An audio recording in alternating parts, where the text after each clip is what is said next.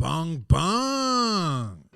28th of September, we've got a SA Comedy Roadshow at the Jeps Cross Cooper's Ale House. So if you live around that area, or even if you don't, get there and get your tickets. Tickets can be bought through the venue only. And go to claymcmathcomedy.com for all the rest of my dates. Welcome to the Poddy is obviously brought to you by Bung Bung Coffee, the nectar of the gods, the best modern dark roast in town, the best modern dark roast in your town, in any town. This thing really gets me going in the morning. I mean, without it, I just don't know who I'd be, what I'd do, where I'd go. But with it, I've got direction, I've got identity. I've got a beautiful smell going up through my nostrils. And guess what? You don't even get IT guy breath when you drink this stuff. You get like minty fresh breath, and it don't taste like mint. It tastes like chocolatey sweetness. It's beautiful. It's I like to think of a nice smooth like whiskey, a nice Lagavulin 18 year, and how that goes down without you having to wince because there's no burn in the throat. And you know how you can get a bitter coffee? This is like a smooth whiskey. It goes down without a frown. And that's what you want out of your coffee. So go to bungbungcoffee.com, BUNG coffee.com, and get yours today. Enter promo code PODDY, that's PODDY, PODDY, for 15% off all orders. Let's start the show. Welcome to the party. Best show on the internet. Ask anybody. You know it's easy money. Sit back, relax, get your headphones, everybody. Welcome to the party. Blackout in the booth. Every episode's a party. We go hard like Ricky Bobby. Tell a friend to tell a friend. This is welcome to the party. Welcome to the party. Bung bung. It's your man Claytron, aka the big boss man, aka the clumsy jeweler, because I'm always dropping gems, aka the milkman, because I always deliver, aka the PhD of podcasting, the Magnum PI of podcasting, the captain, the Aaron Rodgers of podcasting, because when I get in, I get out. Board man's in the booth. So, you see the Aaron Rodgers situation this week. I've heard about it. I haven't actually seen it. Yeah, I don't need to see. I had a look at it. The play didn't look. It wasn't like catastrophic. Just some old man shit. Nah, like he got tackled, but it wasn't like like a Gordon Hayward situation. Yeah, it was like a Kobe situation. Like it just happened. Yeah, damn. Yeah. Rest in peace. He played 1 minute. To open. There's a lot of hoopla leading up to that. Yeah, so he was supposed to save the Jets, and this is just the most New York Jets thing that could have happened in the world, bro. Shout out to the Jets fans because they hated their quarterback last year. Who was their quarterback last year? I don't know, Zach Wilson or something. Okay, that guy who's now filling in. Yeah. So he got pushed back to second string. Yeah. Okay. They hated him, and now he's back. Yeah, best of luck. Yeah. It sucks, man. I feel for Jets fans. I feel for hapless fans. I am a hapless fan. I'm a Bulls fan. Yeah. And people will say, oh, you got 6 championships. Yeah, when I could barely even understand what was happening. Yeah, I think it's going to be a while to your next one as well. Yeah. Anyway. Yeah, we've made absolutely zero moves in the off season, but let's not focus on that. I've talked about swimming lessons with my son. I do that every Friday. And there's this kid in his swimming class that looks mad familiar. How old's this kid? I'm guessing, I'd say he's a little bit younger than Kenny, but who knows, because Kenny looks a bit older than everyone. Yeah, okay. He's a big boy. So maybe let's call him 18 months. No, that's Kenny's no. Let's call the kid 15 months, but maybe younger. And I'm like, do I know you? Do I know you, kid? For weeks, maybe months, I've been thinking this. And last week, I figured out why I know this kid. How do you know the kid? He looks exactly like Hezbollah. Oh, shit. Exactly like him, dude. It's unfortunate for the kid. No, it's unfortunate for Hezbollah. Looking like an 18-month-year-old. Yeah. Hezbollah looks like a baby. So this kid looks the way he's supposed to look. He's a weird-looking little dude, though. Yeah, because he's a man trapped in a baby's body, dude. Yeah. Well, okay. Yeah. Unfortunate for the kid then. No. No, I'm going back to that. Okay. I'm sticking with my guns in this one. Okay. Yeah, but shout out to that kid. You know, if the parents listening and they know who Hasbulla is, you know, my bad. But I've been trying to figure out how I know this kid. Did I meet him at a bar or something before? But it was Hasbulla, basically. Yeah, does Kenny do any other extracurricular stuff at the moment? Like, say, do play groups or anything like that? He does play groups on Mondays with one of his grandmas. Okay. And I think Rachel sometimes, like occasionally, like she's taken him to bounce. Yeah. Because they've got like ball pits and stuff. Yeah. But no, yeah, play group on Mondays, swimming on Fridays. Yeah. Nice. Yeah, man. So that was pretty hectic. And then we had a barbecue at my house on the weekend. Seeing a kid that looked like Hasbulla was pretty hectic. yeah. Figuring that out. Like, Okay, I remember, because last week actually Rach swapped her days at work. So she came to swimming lessons. So she got in the pool. So I was less distracted. You know, I wasn't focusing on Kenny. I was outside the pool watching it. Taking and it all in. Clicked immediately as soon as I was out of the pool. I was like, yes, Hasbulla. Hectic, man. Yeah, we had a barbecue at my house over the weekend. Yeah, that was good. Thanks again for having us. No, that's all right. Made some banging like popcorn chicken. Yeah, basically nothing really happened that day. We watched footy. Shout out to Braden Maynard. He got off. Yeah. Yeah. We don't have a round of applause button still, but round of applause to Brados. I honestly don't think there was anything in it. I actually didn't see it until last night. Oh, wow. Okay. So very late in the piece. What was that? Wednesday night. Yeah. I just thought he was going for a smother, and what else are you meant to do in that situation? I just think there's so many arguments for and against right now.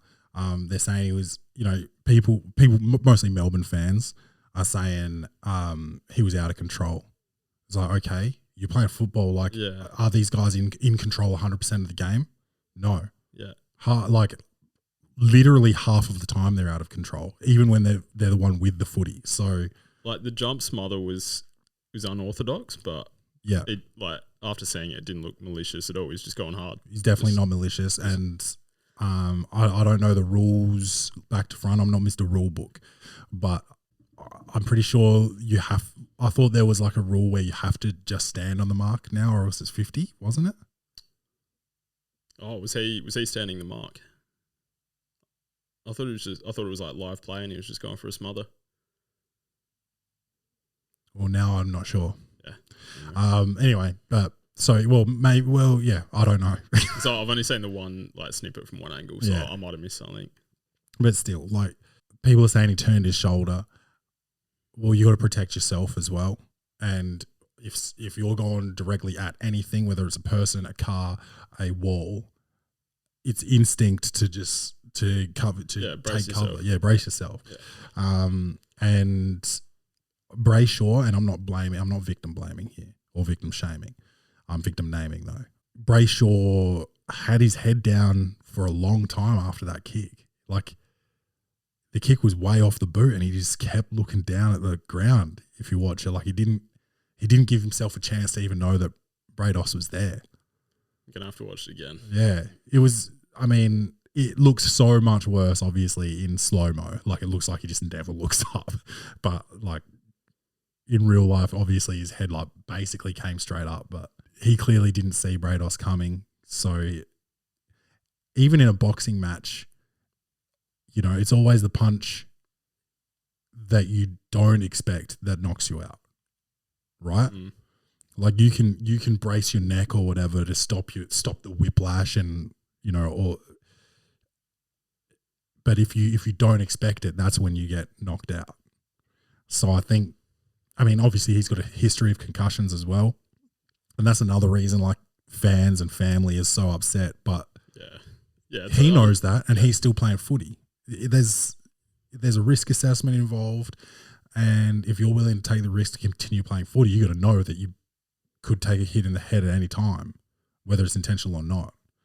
I mean, it's not like he slung him to the ground, or like chicken winged him or like swung a punch at him.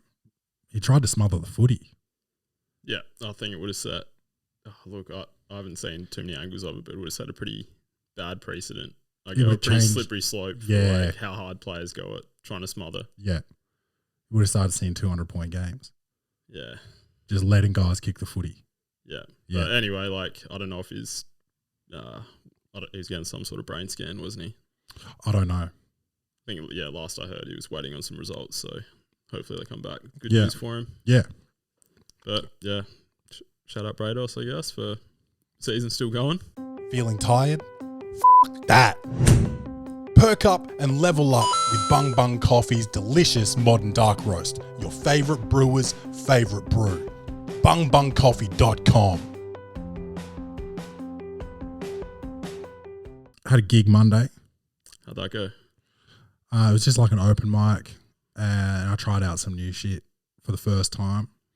So that's always a bit like rocky. You know, you never just come out with, well, you can come out with bangers straight up, but these need work. And I felt like they needed work before I went, but I was like, I just need to get them out of my body and sort of feel it. Because like you can do it at home, but it's just not the same. There's just like, yeah.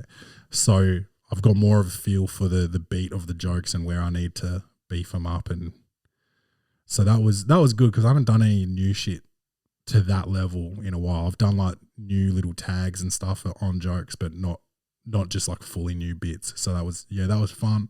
All I got to say is I think people need to stop walking directly at people. Oh, dude, I saw a guy walk into a fucking Stobie pole today. It was so funny.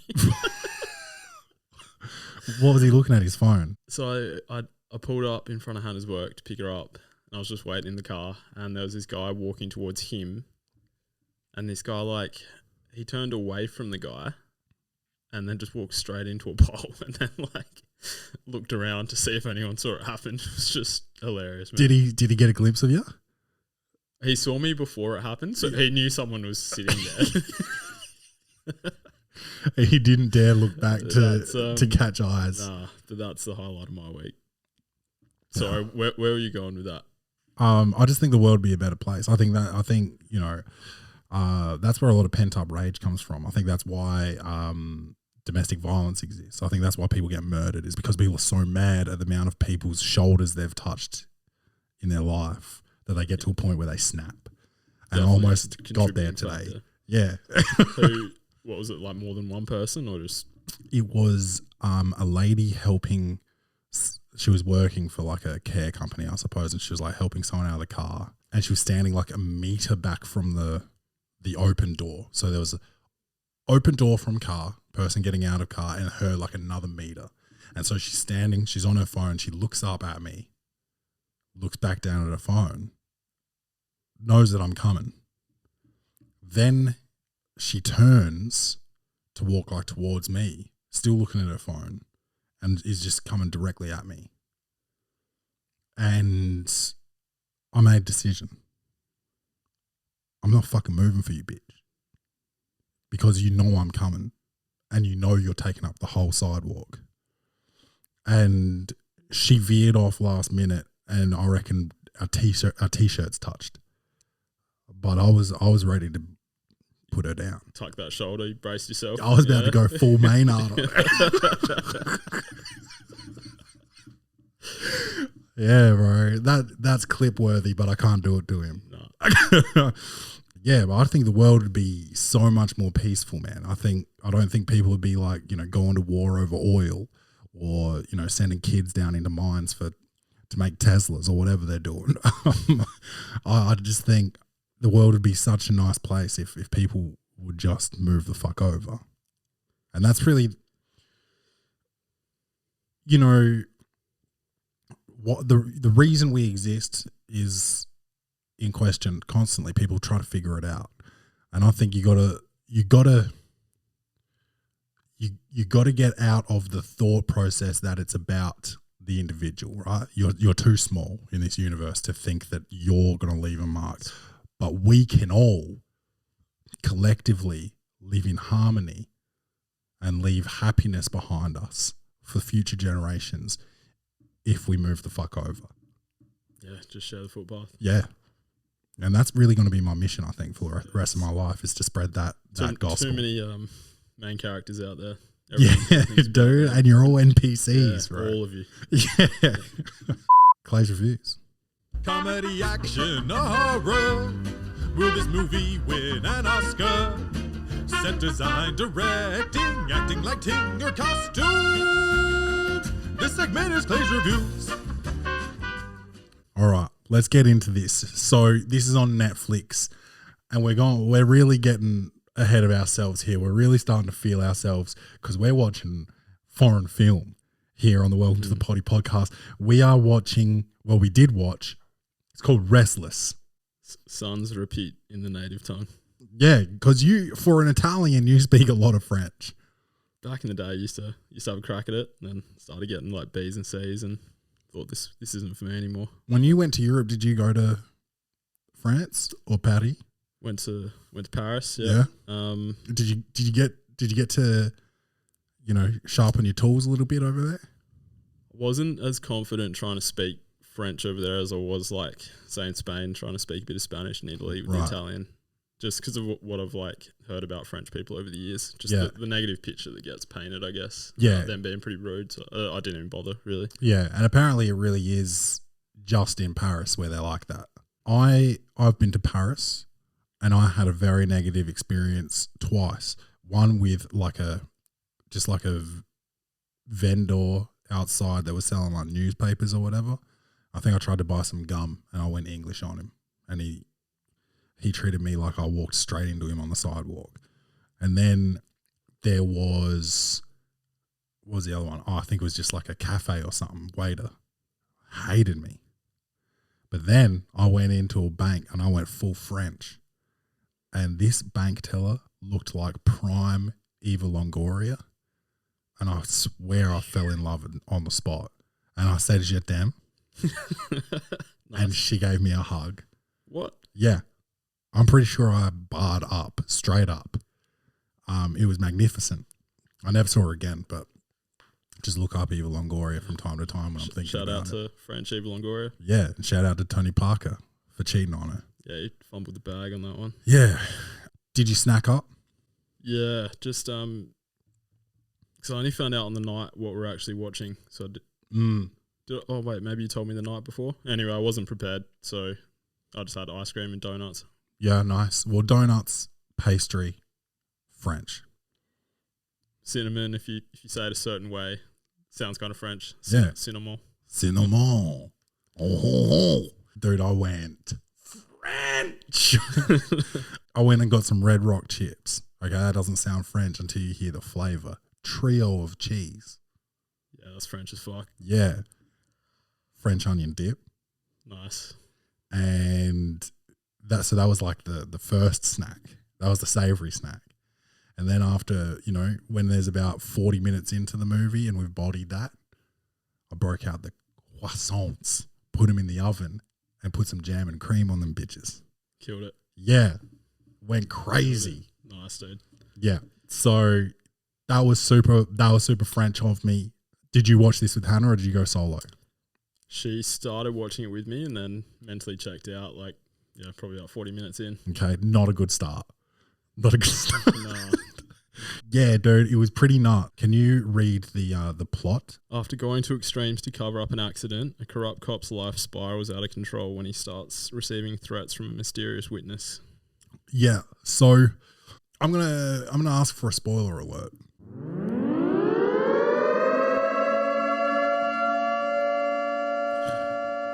So when I read that, I was like, okay, so the main character is going to be the corrupt cop.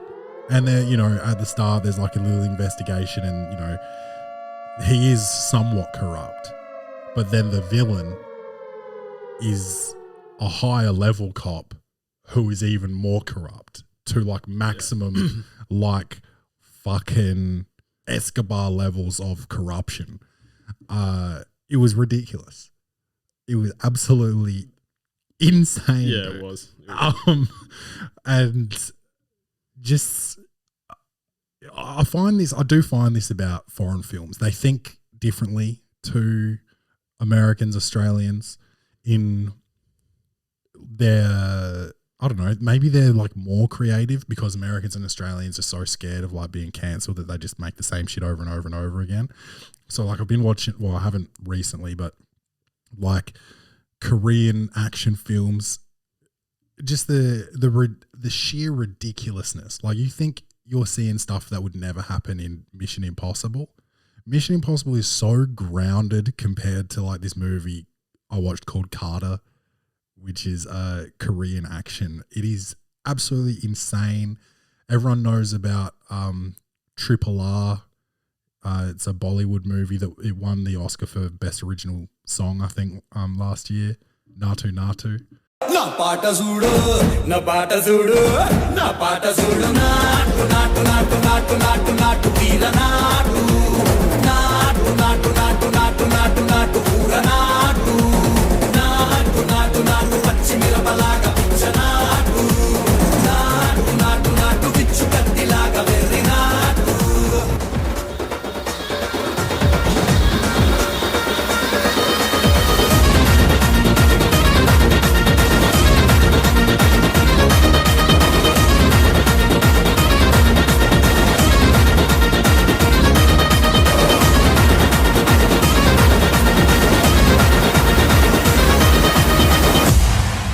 And that it's just obscene what these people are doing in these movies. Like it's just like so out of this world, but it's so fun to watch.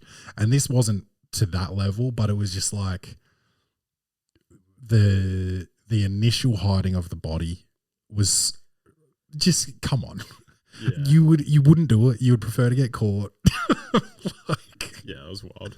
That was nuts. I'm not gonna spoil that, but that was crazy. It was crazy to watch the fucking French Vin Diesel, like just. See, I had him down as the French Jason Statham. Okay, yeah. I think they both work, especially when he had the leathery on. Yeah, yeah, getting mad Statham vibes. Yeah, with the little Frenchie Mo. Yeah, I was getting the Diesel vibes, man. I guess the initial crime is, the French Vin Diesel or Jason Statham accidentally kills a guy that looks like Amos Gill and he's a cop, he has to hide the body, I suppose. Well, he doesn't.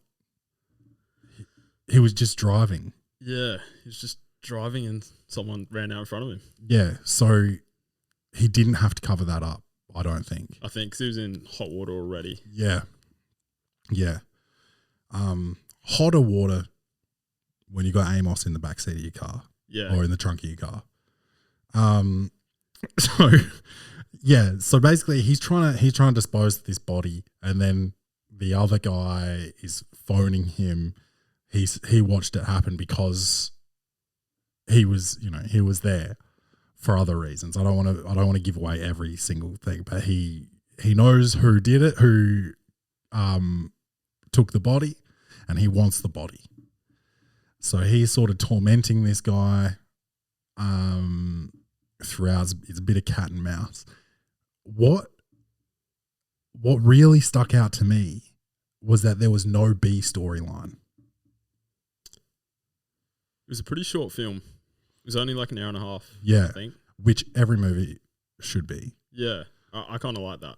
Yeah, but nevertheless, there should be a B storyline, and they tried to introduce like the sister and daughter, but then it just sort of went away, and like it got interesting where he's gonna have to like protect him and go full go French Liam Neeson on him, and then he just put him in a car and was like, "Go." You literally just got an Uber for them. And, Yeah, right, and that was the last you saw him. Stay safe. That was nuts. That was absolutely insane. Because they had, being the French Vin Diesel, his whole motivation could have been about family. Yeah. Yeah, dude. I thought that was pretty weak, because I think like that's in like the mainstream film industry, like that's basically, if you don't have a B or C storyline, like, we're not buying it. We're not buying your movie. So yeah, I thought that was pretty crazy just to like neglect that. Way off topic here, but do you remember the mouthguard scene? Yeah. That just stood out to me as the craziest scene in the whole movie. Like, why did he have a mouthguard on hand? Break it down. So his car's a bit damaged and he needs to cover up the evidence. So he puts a mouthguard in and then just rams his car into the back of another police car just so it can get written off for an insurance job and like cover up all the evidence, I guess, of the crash that he was in. But just pulling that mouthguard out of, I don't even think it was in the glove box. I think it was just on the seat next to him. It was just ready to go. Yeah. Like he'd just gone to the pharmacy, like left a paper trail. You know, he's paid for it on his credit card. Yeah. And he just jammed it in. Like, yeah, it was pretty wild that at the end of the movie, he only got damage from the final fight. So he had no damage after the car accident.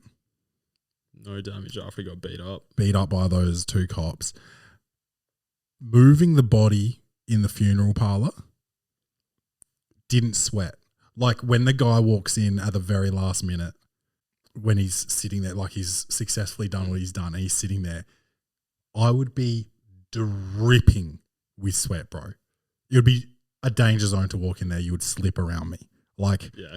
Wait, he was way too cool. Yeah, way too cool. And he just went down. Yeah, and by the way, he wasn't James Bond. He was a lieutenant cop.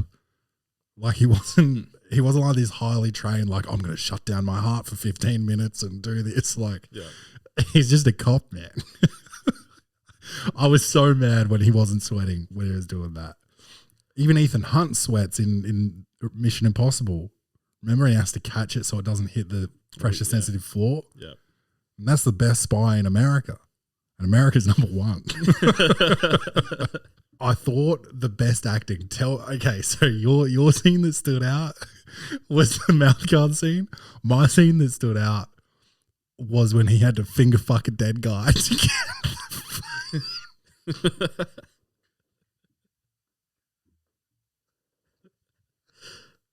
to get the key, bro. Yeah.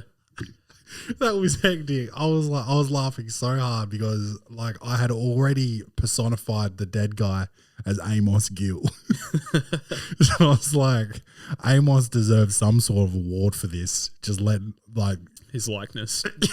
This happened to his likeness on camera. Get his asshole finger banged in the as a dead man.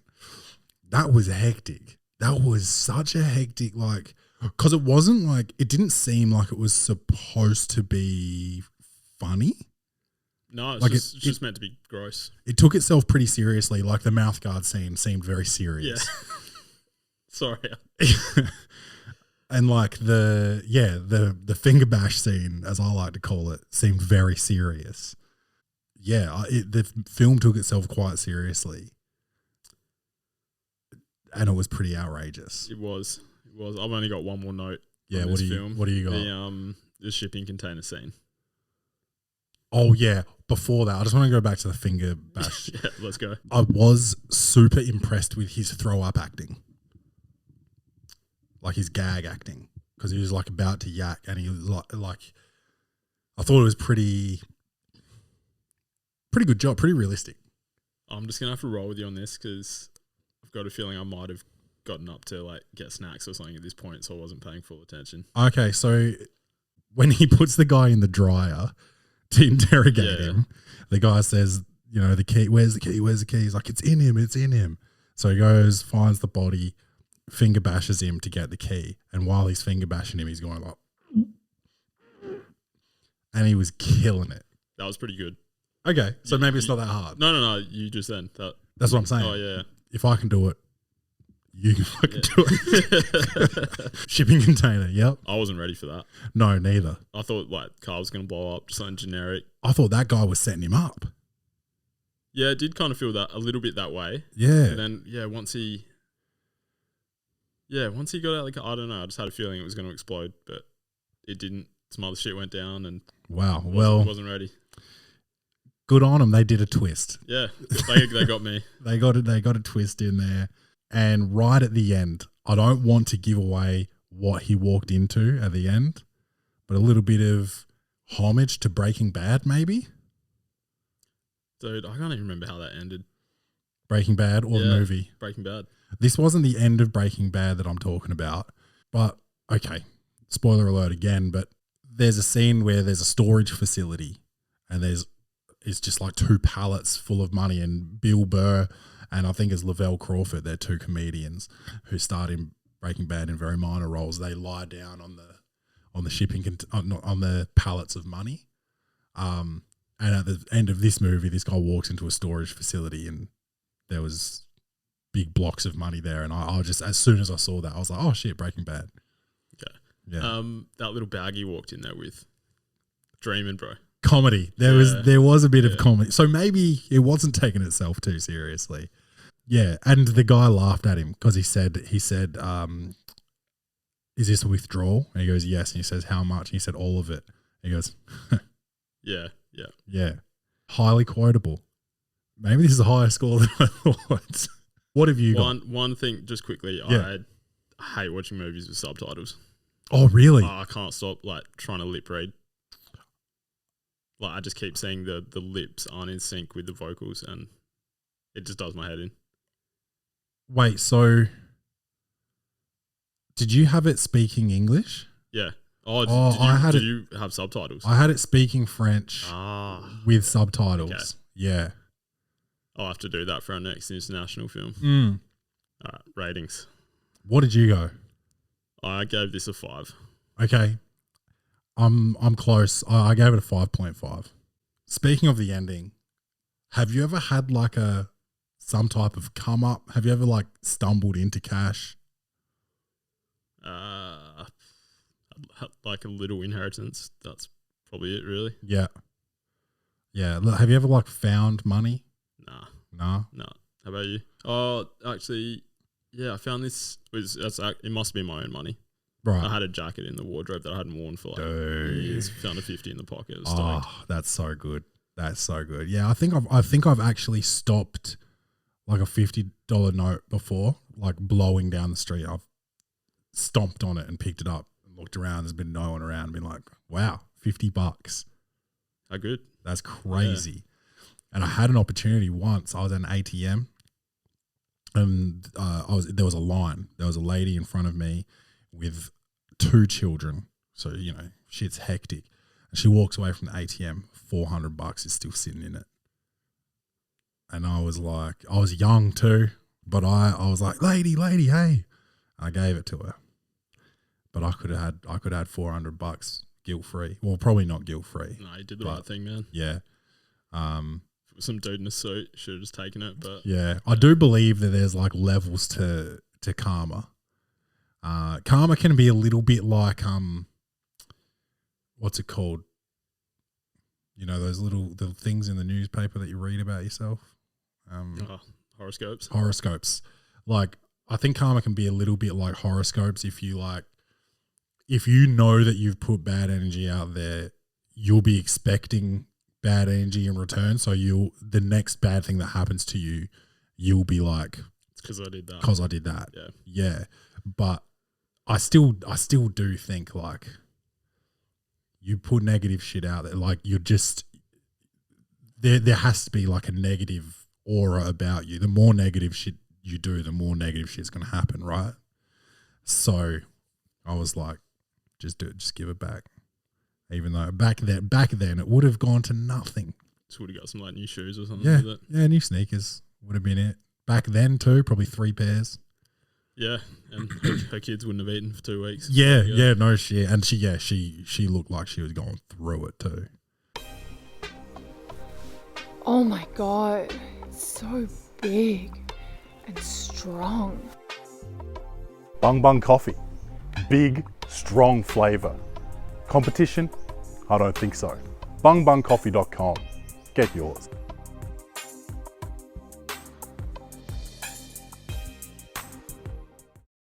We got some emails this week. This one's coming in from Bryden. Bryden. Bryden. It says, ahoy, Captain. His subject line, refining jokes without an audience. Ahoy, Captain. A majority of the mics in my area do not have audiences, just other comics. Rooms with about 10 to 15 people, including bar staff and other comics, with maybe one or two individuals who wandered into the bar. The other okay, do you live in Adelaide? That's what it sounds like. The other comics generally listen as much as it's an open mic. No one really likes open mic comedy. So if you're at the open mic level, this is what you have to go through. The other comics generally listen as much as someone preparing to go up can, and some have genuinely good advice. I've been doing comedy for about 6 months, hitting multiple mics a week. Well, you're not in Adelaide then. And try to have at least 2 new minutes per week that I add to my set and push older/bad jokes out. However, I'm having issues figuring out the best approach to refining material when the crowd expects what's coming because they've heard all the previous iterations of the joke because it's the same comics every week. I've been given a few opportunities to perform in front of real audiences and done all right for a new comic, but I really feel my jokes/stage presence should be more refined before I continue to take paid shows/hosting spots I don't feel ready for, as I don't want to burn bridges by underperforming. I've found that the only way in my area to get audiences beyond other comics.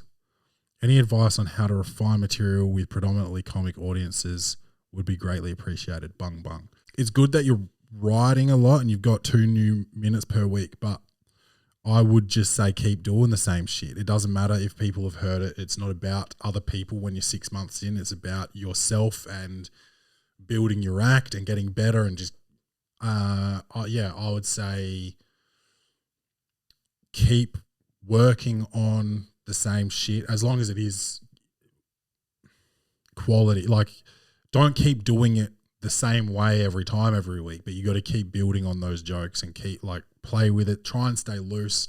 You're talking to someone who does his material by the book almost every time he gets on stage. So I can't really talk too much, but ideally you want to build that act.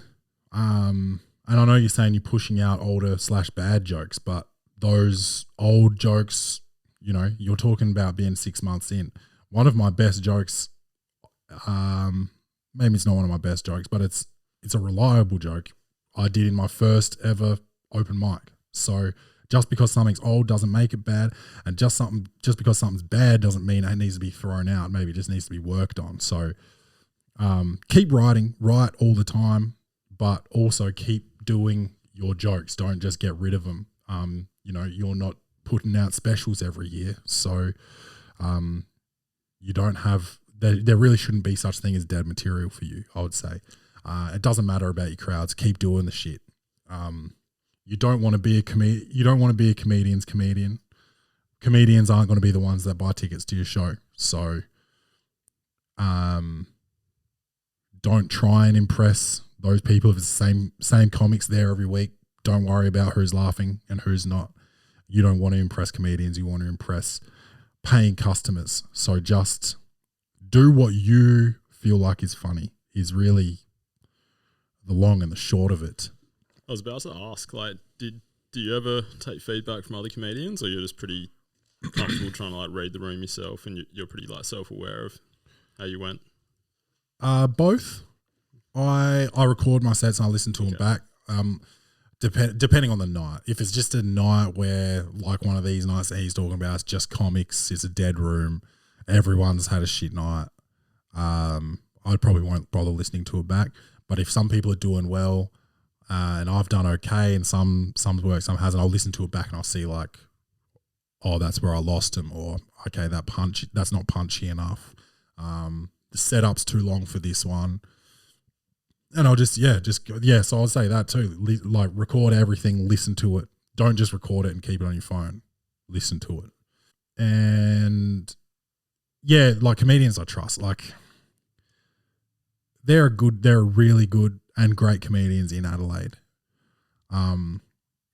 However, Adelaide shares the wealth a little bit with the gigs. It's not really a meritocracy. It's more of a comedy socialism. comedy communism, you might even call it. So everyone gets a shot. And I've had absolute spazzies trying to give me advice. And, you know, you say thanks or whatever, but in your mind you're like, how about get a laugh first, cunt? But there's plenty of good comedians that I actively ask for advice, or like, oh, what do you think about this punchline? And, oh, I've got this premise. What do you think about it?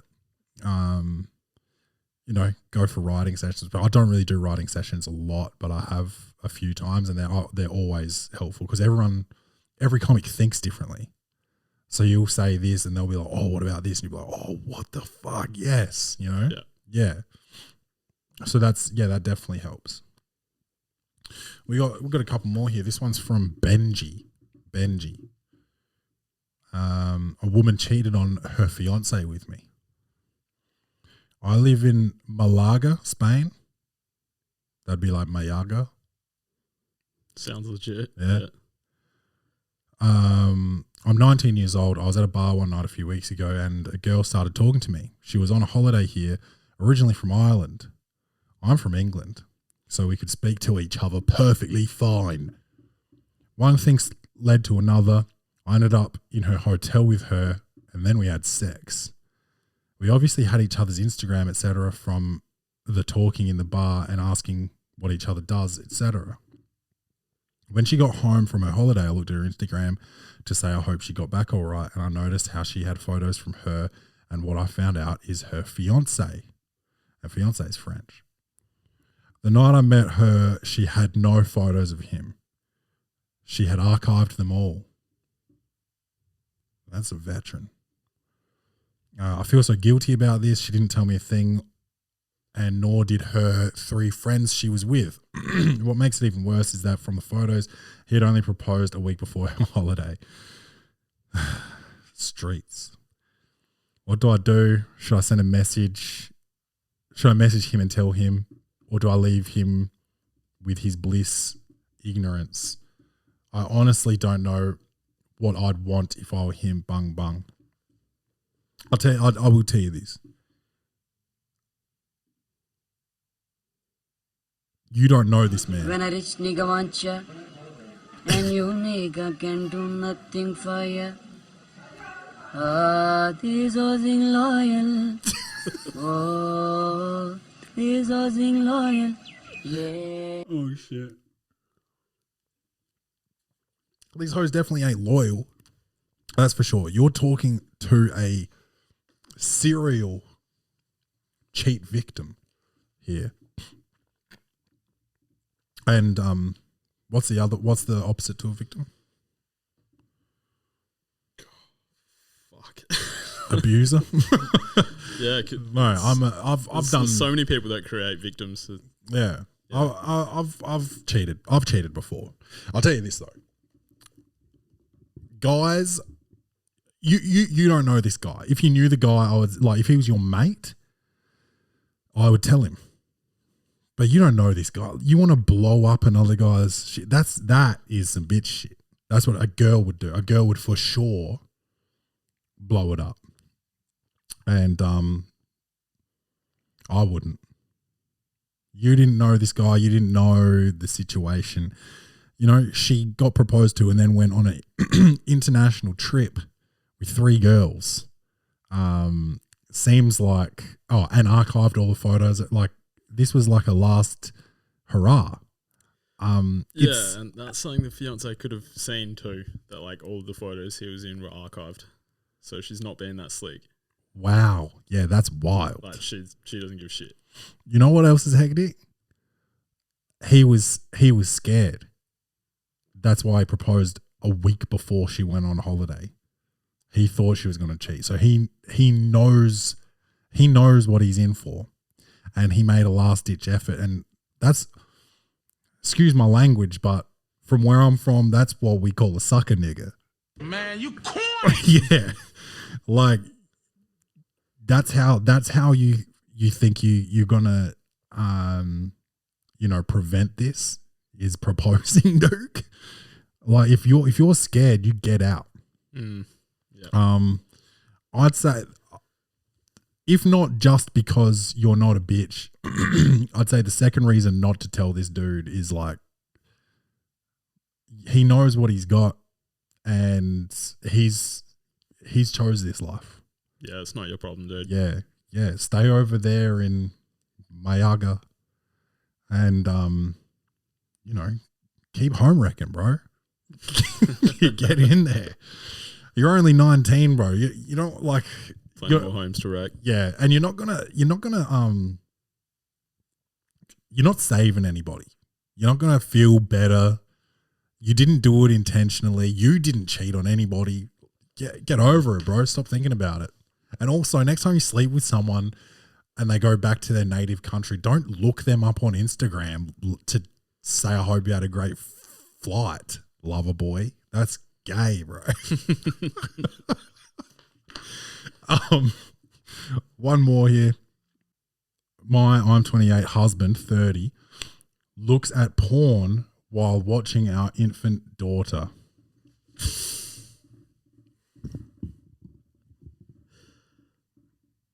This is Bianca. This is coming in from Bianca, and this seems dangerous to read on the Welcome to the Poddy podcast. We might have to edit this all out. Yeah. Let's see what happens here. Let's hear it. I don't have. This is nuts. I don't have anyone to talk to about this, and I really needed to vent / seek advice. My husband and I have a 6-month-old daughter. She's quite a handful, and has to. I thought she was going to say she's quite a handful in the bedroom. She's quite a handful and has to sleep with us, or we get no sleep. For a while, our sex life was very, very little or non-existent. Okay, so you're a new parent. Yep, that's pretty standard. But lately, we have gotten more creative, and I have tried every opportunity to satisfy him. We now have sex every other day. Wow, good on you. And if it's been a rough week, we at least have sex more often than not, which is pretty good considering. Yeah, no shit. That's nuts. That's nuts. In my world, that's not how it is. It's hard. It's hard when you got a kid. So you guys are smashing it. This is where I'm at a total loss. I was texting myself pictures from his phone when I noticed he had Twitter downloaded. He never used Twitter before and makes fun of people who have it. So it piqued my interest. So you went through his shit.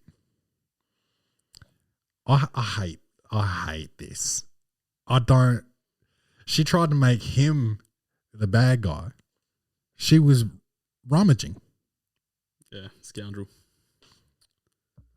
He never used it to pique my interest. I was able to find him on Twitter, and all he follows is porn / OnlyFans accounts. His likes are viewable to the public. That is so funny, Stephen A. Smith. I was upset at first because I thought, why would he need that if I satisfy him? Then I figured it was a typical guy thing, and instead of being upset, I tried to use ideas to spice up our sex life a bit. The problem is now I'm out at work and he's home watching the baby, and he has liked 30 plus posts inside Beyond. Baby isn't napping during this time. I'm disgusted and angry that he's looking at that while watching our daughter. Am I overreacting? Should I say something? If I should, what do I say? Okay, that's a little bit different to what I thought it was going to be. That subject line sounded fucking nuts, man. Yeah, it sounded real. Like I thought he was putting it on the TV and like watching it with her. Nah, don't say anything. Don't shame him. Mental health, yeah. Fucking bitches are so fucking wild, bro. Like we're all fucking about mental health until we're mad at our partner. Then we want to like just shame him into suicide. Like just fucking leave him alone, man. He's liking dumb shit on Twitter. Like whatever. I don't follow any of like these types of chicks, but I follow people who retweet this type of shit. Yeah, I click on it. Like it, yeah, whoops, I'm a guy. And then in the comments, all these OnlyFans bitches are trying to promote their own shit. So I see So crazy on Twitter. yeah. So I see so much more of it. And yeah, don't shame Duke. Let him ride. Like the problem, this would be a problem, is if you're seeing all this action and you're not having sex. He's still having sex with you, so he's still like obviously aroused by you and into you, and yeah, I don't know, like leave him alone. Leave him alone. Yeah, I don't know. Maybe he's got like a little mini addiction or something, and he just needs to like slow it down. But I'll just leave it. Just leave it. Just shut the fuck up for once in your life. Oh, everything's a fucking problem, man. Pretty wild move, like liking it all though. Liking it's nuts. It's one thing to just like see it and look at it, but I would never, like, I know that you don't need to react to it. I know that likes are visible to the public, so like even wild opinions that I think are funny or even agree with, I won't like, let alone a titty or squirt or whatever the fuck is popping up on my timeline. Well, she did say he's new to the game though, so maybe he's not hip to likes being visible. Yeah. But yeah, nah, leave him alone, and I wouldn't get mad about it. What did you say? I was upset at first because I thought, why would he need that if I was satisfied? Girls don't get it. It doesn't mean that a guy's going to cheat on you, but like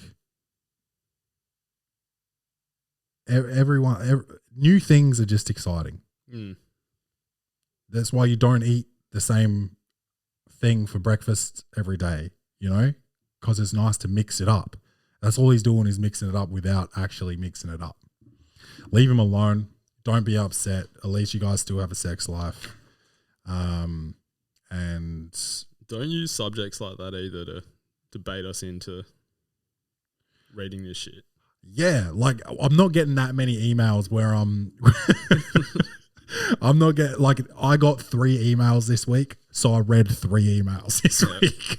Like, you do not need to clickbait me, like, because it is almost 100% chance that you're getting read out. Except back in the day, when like the email section first started, people were sending in these beasts, and I was just like, well, I'm not reading this. So keep them like this. Is like that last one. Actually, all 3 of these were like probably maximum length today. No longer than them. All right, people. Yeah. Shout out to the French, Vin Diesel, Von Dijon. Shout out to everybody who listens. Thank you for listening. Shout out to Twitter. Shout out to Spain, man. Shout out to comedy. And shout out to Hasbulla. I love you guys. Don't forget to love yourselves. And as always, bung bung.